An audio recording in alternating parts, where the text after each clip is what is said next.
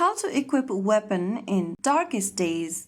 Hi everyone, welcome back to another video from Crazy Gamer. If you're playing Darkest Days and you want to equip a weapon but aren't sure how to do it, then first of all, go ahead and launch open the Darkest Days game on your device. Once you're inside the game, go ahead and tap on the bag icon on the left hand side menu. Inside the bag, look for the weapon you wanna equip from the right hand corner. Tap the weapon and then click on whether equip 1 or equip 2. Now the weapon will be equipped. Now you can close the bag icon by tapping the cross button at the top right.